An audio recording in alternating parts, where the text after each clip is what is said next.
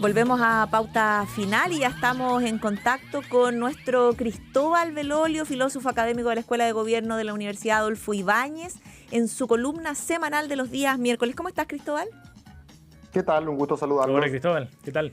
Igualmente. Oye, Cristóbal, estábamos hablando recién de los errores no forzados de Evelyn Matei, goles y autogoles, pero tal vez lo podríamos ampliar un poco a la derecha y tratar de entender contigo por qué hoy día el senador Francisco Chaguán está tratando de impulsar una primaria que a estas alturas parece media forzada, apurada. ¿Por qué hay que tener una primaria si ya RN proclamó a su candidata? Está raro eso. Sí, lo que pasa, Cecilia, es que la primaria es una oportunidad, más allá de lo obvio que ocurre en una primaria que es elegir al candidato o candidata de una coalición, es una vitrina, es una manera de hacer campaña, ¿cierto? Es una manera de convocar a las huestes, ¿cierto? Y medir también cuál es tu músculo electoral. Y fíjate que lo que ha pasado con los últimos 3 presidentes de Chile, es decir, las últimas 3 personas que han llegado a la moneda, han sido las 3 personas que han ganado la primaria más votada de ese ciclo electoral. Partamos por Bachelet. Bachelet 2013 ganó una primaria muy amplia, ¿te acordarás tú? Fue Orrego, Gómez, Velasco. Así es, y la ganó caminando y después ella fue la presidenta de Chile. Si no me equivoco, Alamán y Longueira juntos hicieron 800.000 votos, sí. En la que participó Michelle Bachelet, votaron 2 millones de personas. O sea, de alguna manera anticipó su triunfo con la primaria más votada. En el año 2017, la exconcertación, nueva mayoría, como le quieran llamar, ungió a Guillé. El Frente Amplio hizo una primaria chiquitita, el naciente Frente Amplio, entre Alberto Mayol y Beatriz Sánchez, ¿se acordarán ustedes? Y la derecha hizo una primaria. A pesar de que también era bastante obvio de que iba a ganar Piñera, aún así Osandón y Felipe Cas compitieron y Piñera ganó la primaria más votada de ese ciclo electoral y después se transformó en el presidente de Chile. Y en el caso de Boric 2021, también fue el que ganó la primaria más votada. Sí. Creo que votaron cerca de 1.800.000. Correcto. Y la otra, que era 4 bandas, Briones, Desbordes, Lavín, Sichel, votaron cerca de 1.3 millones. Es decir, nuevamente llegó a la moneda el candidato de la primaria más votada. No quiero decir con esto, ni anticipar necesariamente, que la superprimaria, 5, 6, 7 bandas que tenga el oficialismo, necesariamente indica que ellos vayan a ganar a fin de año. Lo que estoy diciendo es que en las huestes de Matei es razonable que haya una cierta inquietud por no tener esa tribuna, por regalarle ese espacio al oficialismo. Y por eso creo yo que se está tratando de inventar un sparring, como se dice en el boxeo, ya que Jimena Rincón parece que no va a ir, ¿cierto? Ya que Rodolfo Carter dijo que no, ya que no lograron meter adentro ni a Kaiser ni a Kass, porque la idea era tener a uno de esos dos adentro. No solo para despacharlo rápidamente, digamos, y no tener que enfrentarlo a final de año, sino también para aumentar el caudal de votos de esa primaria. Claro. ¿Cierto? Eso finalmente no va a ocurrir y yo creo que esa es la razón por la cual Cecilia, entendiendo este mismo diagnóstico, se está tratando de buscar a alguien que pueda ir a competir, aunque sea para hacer la pantomima de una primaria, aunque también tiene sus riesgos, ¿cierto? Oye, eso te iba a decir, ¿vale la pena, Cristóbal? Si es que fuera una primaria, por ejemplo, súper acotada, no sé, ya Matei Carter Chaguán, así entrando por los palos, ¿vale la pena? Yo creo que no mucho. Sobre todo si es del mismo partido, como dijeron ustedes. Es distinto que fuera Jimena Rincón, por ejemplo, que representa un mundo que es distinto, que podría en este tipo de cosas como las que están hablando ustedes hacer una diferencia. Ella pertenece a un mundo, ¿cierto?, que no tiene ninguna vinculación con la dictadura, por ejemplo. Distinto sería si participara la derecha sin complejos, como le llaman. Pero ya que la UDI, RN y Evópoli nominaron a Evelyn Matei como candidata, claro, sería raro armar una primaria ahora, salvo que, otra vez, como alguien dijo por ahí, metalla adentro a Parisi o a Harold Maine Nichols, no sé, ahí ya creo que empieza a tener otro cariz, sobre todo porque significa que los evitas después en la primera vuelta. Pero le faltó visión estratégica ahí. Pensaron que tenían a Kass y a Kaiser en el bolsillo, porque si no, no veo, porque podrían haber levantado efectivamente candidato en vez de proclamar todos los partidos. De hecho, René fue el primer partido, lo proclamó Evelyn Matei antes que la UDI. Entonces, sí, pero pedirle la política la política chilena, Ceci y Sebastián, es súper amateur. No tenemos, digamos, políticos que estén, más allá de los profesionales políticos que ejercen cargos de representación, ¿cierto? Nuestra política, muchas veces uno lee los titulares, lo que se fraguó aquí, lo que se conversó, la táctica. En realidad, la mayor cantidad de las cosas que ocurren en la política chilena son más o menos improvisadas, ¿cierto? Entonces, no sé si en realidad existe como la envergadura, la densidad como para tomar estas decisiones con tiempo y haber preparado esto. Si tuviéramos una política más profesional, probablemente habría sido así. Pero lo que ocurrió en el oficialismo también, por el otro lado, fue fortuna nomás. Tampoco se planeó algo como lo que está ocurriendo. ¿Y a qué se debe entonces lo del oficialismo, Cristóbal, para hacer el contrapunto, por ejemplo? Yo creo que es fortuito. Se dieron las condiciones, ¿cierto? En las cuales mucha gente quiere estar dentro del paraguas oficialista, estableciendo una suerte de novedad, Sebastiana. Tanto Bachelet como Piñera, en sus dos gobiernos, cada uno, terminaron con coaliciones más chicas que con las que llegaron. Hoy, el presidente Boric puede ufanarse, más allá de todas las críticas que uno pueda tener de su gobierno, de que va a terminar con una primaria que representa al oficialismo, que es de una amplitud mucho mayor a la que tenía esa coalición piñufla que se llamaba Pro Dignidad con la que llegó. ¿Cierto? Llegó con 2 partidos y ahora la primaria que va a representar el oficialismo va a ser de una amplitud partidaria e ideológica que podría incluso llegar hasta la DC en el evento de que un Tobar se sumara. Creo que Pepe Out anticipaba que la primaria del oficialismo ya con 6 candidatos podría sumar entre 2 millones y 2 millones y medio de personas. Eso sería bien relevante. Imagino que sería la más numerosa desde que se hacen primarias. Pero te quería preguntar sobre el tema del sparring. Porque resulta que, el actual presidente de la República se decía que era el sparring de Daniel Jadwe en esa primaria. Y terminó pasando. Entonces, ¿no hay un riesgo también ahí si es que se levantan estas primarias medias forzadas, medias improvisadas, por hacer algo? Sí. El riesgo es mayor si es contra Kaiser, obviamente. O contra Kast, ¿cierto? Pero creo que es bastante controlado cuando es Chaguán, ¿cierto? Es el problema, que es demasiado controlado.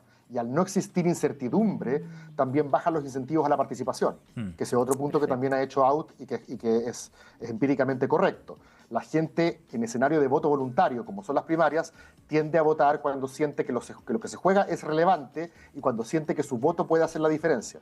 Si tú sientes que esta cuestión ya está más o menos cocinada, ¿para qué ir? ¿Cierto? En cambio, una primaria donde no sabes si va a ganar Winter, Jara o Toá, invita incluso a gente que no se siente 100% parte de ese mundo a participar.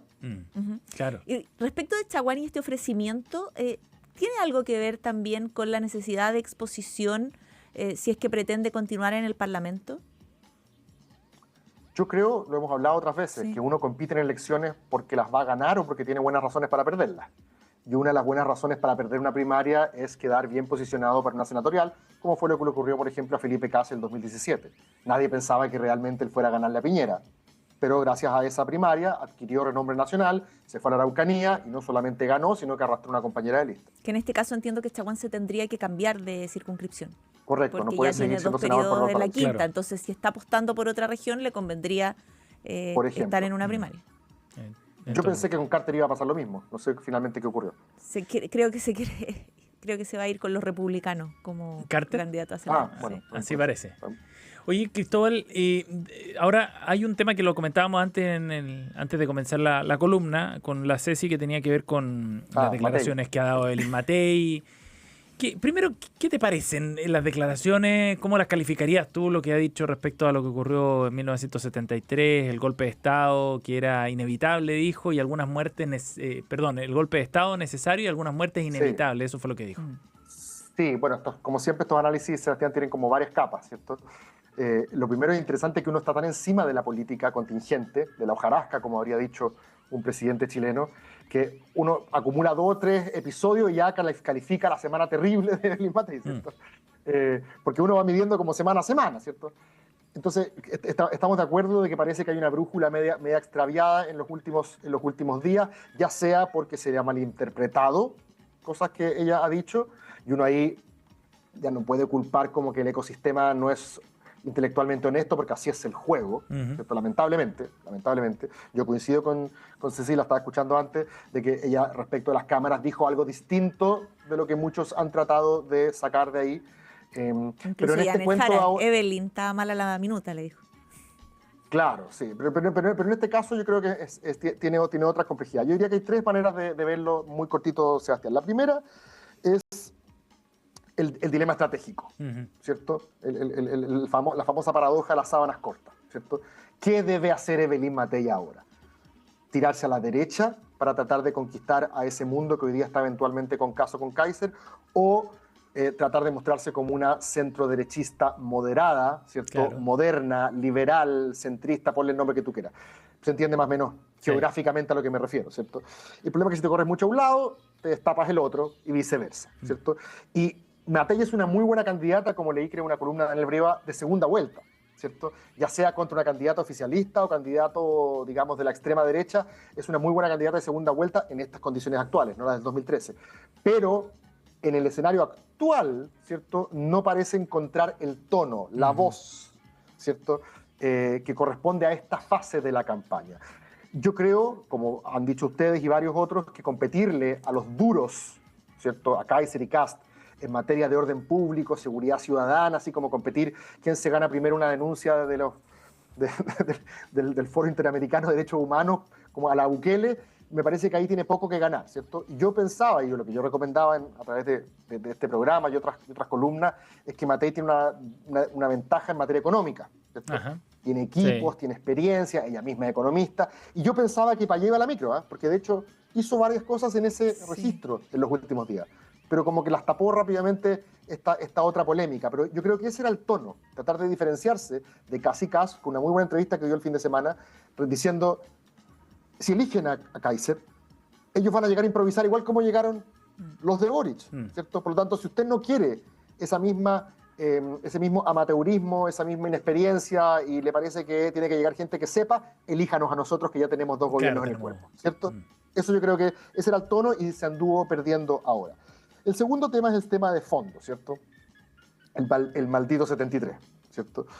Yo no entiendo por qué cayó en ese palito, ¿cierto? No es como que Checho Irán sea Joe Rogan, ¿cierto? Y haya que necesariamente ir a rendirle pleitesía a esa agenda. Me parece que algo falló ahí en el diseño, ¿cierto? Perdón, Cristóbal, pero en el debate que tuvo con Bachelet, donde se le planteó este tema, por allá por el año 2013, así de antigua, salió mucho mejor jugando. Sí, con este tema. Entonces, con el tema, sí. Por eso yo creo que meterse, no sé, esto es un pésimo favor que le hicieron al ponerle este tema cuando supuestamente la agricultura tendría que haber hecho una ayuda. Pero aquí se confunden también dos dimensiones, la descriptiva con la normativa. Y este es un tema tan sensible que cualquier juicio que tú hagas descriptivo, tipo, cuando hay un golpe de Estado cruento, se producen muertes inevitables, porque es un golpe de Estado cruento, ¿cierto?, con violencia. Ese tipo de juicios, ¿cierto?, inevitablemente se mezclan con la dimensión normativa o justificatoria, ¿cierto? Se justificaría el golpe de Estado por no existir otra salida institucional, y como se justifica el golpe de Estado cruento, al mismo tiempo las muertes inevitables también estarían, por extensión, justificadas, ¿cierto? Mira lo que le pasó al Pato Fernández, en esa lógica. Exacto. Por eso, me sigue más o menos en el razonamiento. Entonces, es muy difícil hacer esa... creo que alguna vez Otero, cuando era ministro, o embajador en Argentina, dijo algo así como, es probable que la dictadura también en algún minuto haya tenido mayoría. Y fíjate que es un juicio descriptivo, ¿eh? Creo que salió el Pato Navia para diciendo después, fíjate que lo que dijo Otero descriptivamente puede tener razón. Si tú hubieras hecho si la CADEM hubiera existido el año 79, en una de esas, la dictadura podría haber tenido 50+1 en algún minuto, ¿cierto? ¿Por qué no? Que es distinto al juicio normativo, ¿cierto?, de que eso está bien, no es correcto, etcétera, o que tú estás a favor de la dictadura. El problema de fondo, y aquí para hacerla corta, es que pareciera que la centro-derecha piñerista, la que supuestamente Evelyn Matei aspira a representar, ya había salido de este tema, no solo diciendo que las violaciones a los derechos humanos son impermisibles, nunca se justifican en ningún contexto, sino que además los golpes de Estado, porque ustedes se acordarán que durante un tiempo la derecha estuvo como en esta parada de la época de Lavín, que fue el primero que hizo el mea culpa, de que no se justificaban las violaciones a los derechos humanos, pero el golpe en sí mismo no había otra, ¿se acuerdan? Sí. Sí. Sin embargo, cuando se cumplieron los 40 años del golpe, ya se comenzó a fraguar un consenso en la derecha más joven, especialmente en Evópoli, que es la que mencionaba Cecilia, de que tampoco los golpes de Estado, no solamente las violaciones de los derechos humanos, los golpes de Estado no son maneras nunca de resolver problemas en democracia. Entonces, al Evelyn Matei decir que no quedaba otra que el golpe, para hacerla corta, pareciera retroceder respecto de esa especie de piso, si lo quieres, civilizatorio que había puesto el piñerismo. Y por eso agarran papa los otros, los que están en la derecha. Pero ¿cierto? obvio. Cristóbal, me voy a tomar de lo que tú dijiste sobre el piñerismo. Si Piñera, con el piñerismo, fue electo presidente 2 veces y es el único representante de la derecha que ha sido electo presidente 2 veces post-democracia, ¿por qué no seguir en la práctica más bien el camino de Piñera que tratar de, y más allá de este tema del golpe de Estado, ¿no?, de endurecer el torno y tratar de tomar esos votos de derecha que, según entendemos, esos votos de derecha ya tienen dueño? Por supuesto. De hecho, yo hubiera sido Evelyn Matei hoy día y cito a Mario Vargas Llosa, que andan todos los derechistas, ¿cierto?, reposteando en sus redes sociales. Esa pregunta, Checho, no te la aguanto. No te acepto la premisa de tu pregunta, Checho. Eso habría sido una manera muy distinta de salir jugando, ¿cierto? Pero bueno, el daño ya está hecho, ¿cierto? Sí. Ella ahora va a tener que volver a esta cuestión donde es imposible que la derecha gane, ¿cierto? No, claro. Y ahí no hay salida. Y la última reflexión que queda, el tercer nivel, que probablemente es el nivel menos importante, pero que no deja de ser sensible, es que estamos hablando de una candidata que improvisa y que es difícil de controlar para sus asesores. Y ese punto alguien por ahí en redes sociales ponía tiene que cambiar sus asesores o la están asesorando mal. Ese no es el problema. No creo que sus asesores hayan juntado anoche diciendo, ya, entonces mañana decimos que se justifica el golpe. No, eso no ocurrió anoche. Oye, Cristóbal, solo para agregarlos en ese punto, Paulina Núñez, senadora de RN, dice, cuando uno va primero en las encuestas no tiene ninguna necesidad de abrir flancos, dice. Muy clarito. Esperaría que saliéramos con más propuestas que con respuestas a cuestiones pasadas. Y yo te aseguro clarito. Que cuando escucharon eso, sus asesores, como en la película esa, ¿Dónde está el policía?, ¿cierto? Todos se pegaron en la cabeza, así como... de 19 personas que se me han pegado en la cabeza. ¿Para qué? ¿Cierto? Ahora, Piñera también se mandaba solo, ¿cierto? Sus salidas de libreto también eran célebres, ¿cierto? Pero si en este caso tienes una candidata que no tiene, digamos, ese... O sea, pocas tienen la capacidad de articular con tanta sencillez como Janet Jara, ¿cierto? O la articulación ideológica política de Toá, ¿cierto? Bueno, si en este caso vas a estar complicada, en el caso de Evelyn Matei, con algunos escenarios, bueno, entonces esto tiene que reconducirse a un diseño, ¿cierto? Sí. De esto sí, ¿cierto? Y el problema es que aquí la candidata ha demostrado que es un poquito incontrolable. Y eso me imagino que no es un problema de sus asesores, es un problema que están sufriendo sus asesores. Exacto. Oye, va a ser bien interesante cómo reacciona esta semana. Bueno, vendrá fin de Semana Santo, cambia un poco el switch quizás, pero no va a ser fácil esta semanita para Evelyn Matei. No, porque además la izquierda, ella además, yo estoy de acuerdo con eso de que la izquierda está profitando, está todo el mundo. Todo, sí, no la izquierda perversa que pacta con Venezuela. No, eso es copiar la retórica de Casta. Además. Esta idea de la izquierda radical, ¿cierto?